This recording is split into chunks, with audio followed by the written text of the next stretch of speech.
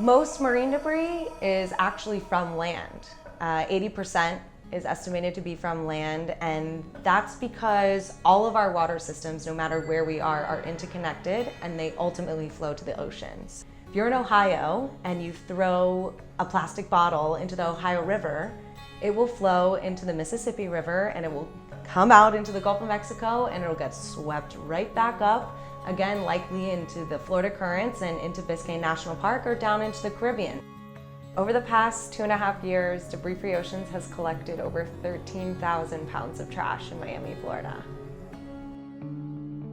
Elliott Key is especially impacted by marine debris because of two things. One, we have 4 million people living in Miami-Dade County, plus 12 million visitors every single year, who are creating waste, which is ending up running through our storm drain systems and emptying into Biscayne Bay and traveling to Elliott Key, either on the bay side or on the seaward side.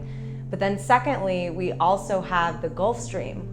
The Gulf Stream runs right by the Caribbean, so we get a lot from Cuba, the Dominican Republic, Haiti, all washing on shore. But then that current connects to currents all over the planet. Plastics are especially heinous in the marine environment, one, because they don't break down, but also when they're consumed by marine life, say sea turtles, they make those animals feel like they're full when they're not, and they actually cannot consume other foods, so they will die from starvation. Plastics are made from oil.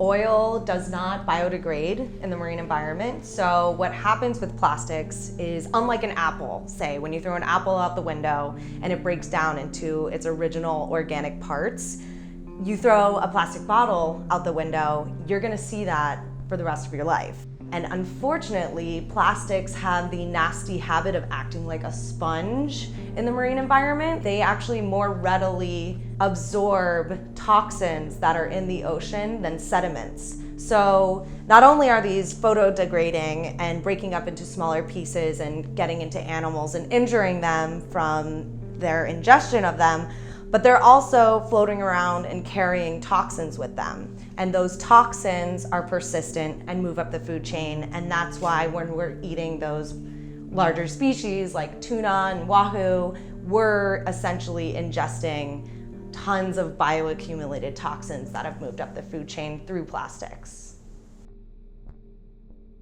Some of the most interesting and repeat offenders are these vinegar bottles that wash ashore from the Dominican Republic. We actually did a cleanup this morning and we found 20 of them on shore.